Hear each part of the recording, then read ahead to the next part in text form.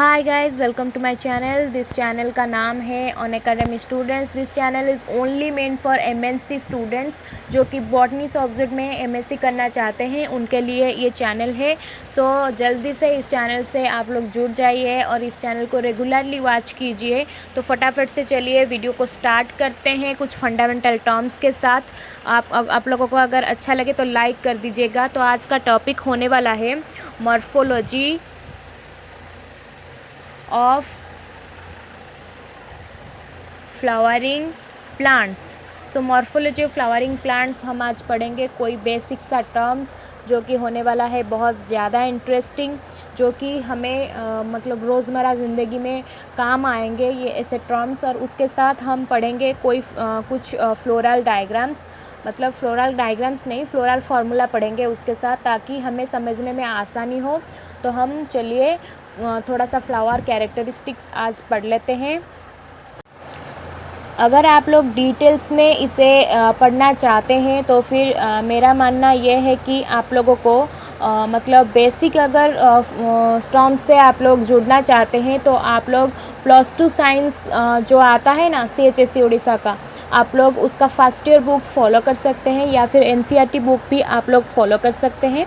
तो चलिए हमारा वीडियो आज का स्टार्ट करते हैं हमारे फर्स्ट टर्म के साथ। फर्स्ट टर्म्स हमारा है ब्रैक्टिएट। तो ब्रैक्टिएट एक फ्लावर का एक पार्ट है जिसका सिंबल है BR। सो बेसिकली ब्रैक्ट क्या होता है ना, वो होता है मॉडिफाइड लीफ और स्केल, मतलब लीफ का मॉडिफिकेशन होता है। तो अगर ब्रैक्ट प्रेजेंट है तो फिर हम BR लिखेंगे, अगर ब्रैक्ट एब्सेंट है तो फिर हम लिखेंगे ई ब्रैक्टिएट, तो इसे हम EBR ही लिखेंगे। तो समझ में आ चुका होगा। जो कि ब्रैक्ट अगर एब्सेंट होगा तो हम उसे बोलेंगे ई ब्रैक्टिएट। ठीक है। तो 3 नंबर पे हम डिस्कस करेंगे एक्टिनोमॉर्फिक फ्लावर। एक्टिनोमॉर्फिक फ्लावर और जाइगोमॉर्फिक फ्लावर हम लोग सुने हैं उसके बारे में। तो एक्टिनोमॉर्फिक फ्लावर हम किसे कहेंगे ना, जिस फ्लावर हम 2 प्लेन डिवीज़न होता है, जो कि सिर्फ 2 प्लेन से ही उसका मतलब कट किया जा सकता है, तो फिर सेम पार्ट्स निकलेंगे। तो ये रेडियल सिमेट्री है और सिंबलिकली वो ऐसे सर्कल करके इसके बीच में ऐसे क्रॉस मार्क दे देते हैं। ठीक है। तो ऐसे अगर मतलब सिंबल होगा तो हम जानेंगे कि ये एक्टिनोमॉर्फिक फ्लावर है। फिर आएगा जाइगोमॉर्फिक। तो जाइगोमॉर्फिक क्या है ना, बिल्कुल ये एक ही प्लेन से ही डिवीज़न होगा उसका। तो ये होगा बाईलेटरल सिमेट्री।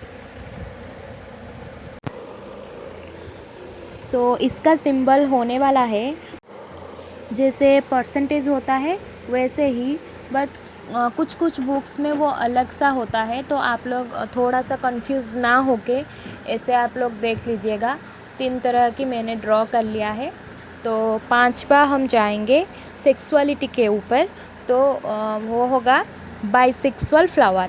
हमने सुना होगा वो टर्म कि बाइसेक्सुअल फ्लावर क्या होता है, जो both male and female sex जहाँ पे प्रेजेंट होता है उस फ्लावर को हम बाइसेक्सुअल फ्लावर बोलते हैं और उसका सिंबल ऐसा होता है।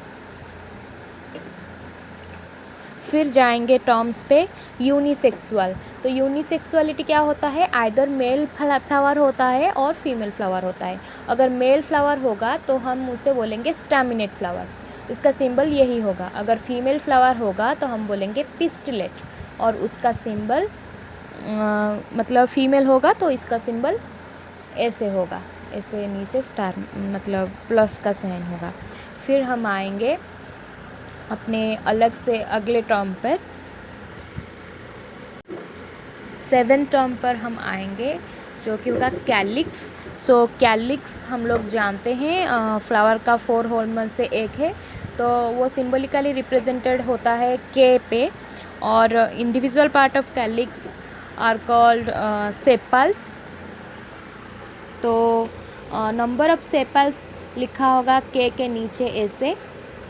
सो अगर सेपल फ्री होगा तो इफ सेपल्स आर फ्री तो हम उस कंडीशन को बोलेंगे पॉलीसेपालस कंडीशन। और वो ऐसे ही नॉर्मली लिखा जाएगा के, और उसके नीचे सबस्क्रिप्ट पे लिखा जाएगा number of sepals. If sepals are united और fused, then this condition is called gamosepalous condition. और ऐसा लिखा जाएगा कि के उसके नीचे सेपल नंबर, और सेपल नंबर को हम ब्रैकेट में ही लिखेंगे. ठीक है. फिर हम जाएंगे हमारा अगले टर्म पर, वो है 8वां नंबर करोला. तो करोला को हम सिंबॉलिकली सी लिखते हैं, और individual part of Corolla is called petal. तो पेटल नंबर ऐसे नीचे लिखा जाएगा. वैसे ही जैसे सेपल्स हुआ था वैसे ही होगा. अगर पेटल फ्री होंगे तो पॉलीपेटलस, और अगर पेटल फ्यूज्ड होंगे तो गैमोपेटलस. तो हम उससे भी ऐसे ही लिखेंगे, मतलब सी उसके नीचे पेटल नंबर, और उसे हम ब्रैकेट में रखेंगे. फिर हम आएंगे 9th पे, जो है एंड्रोसियम, जो कि मेल सेक्स ऑर्गन है. तो एंड्रोसियम को हम ए सिंबॉलिकली लिखेंगे, और individual part of androecium are called stamen. तो स्टामेन नंबर उसके नीचे ऐसे रहेगा. फिर आएगा गाइनोसियम.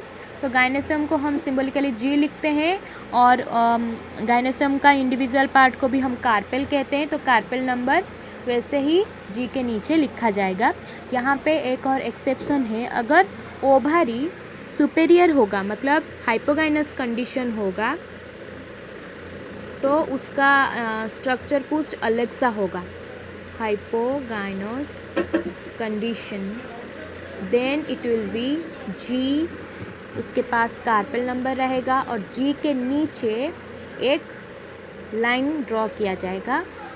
मतलब जी ऊपर है, ओभारी सुपेरियर, उसके नीचे और जो भी स्ट्रक्चर है. फिर पढ़ेंगे ओभारी इन्फेरियर, वो है एपिगाइनस कंडीशन. उसमें क्या होगा, जी के ऊपर लाइन ड्रॉ किया जाएगा. फिर हम पढ़ेंगे ovary half inferior, half superior. तो यहाँ पे ऐसे लिखा जाएगा, half inferior and half superior ऐसे लिखा जाएगा. जी साइड पे ऐसे लिखा जाएगा. ठीक है.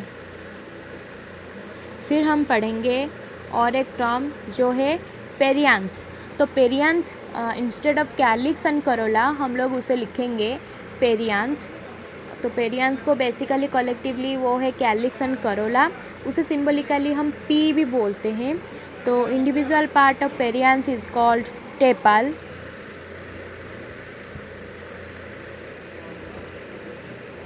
वैसे ही जैसे लिखा गया था पॉलीटेपालस, गैमोटेपालस, वैसे ही हम लिखेंगे. फिर 15 टर्म है, अगर स्टामेंस, अगर stamens attach to petals, then वो कंडीशन को बोलते हैं एपीपेटलस कंडीशन.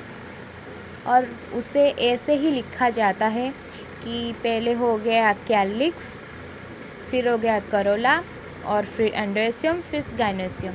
तो उसके ऊपर ऐसे ही रहेगा एक हाफ सर्कल जैसा. ठीक है.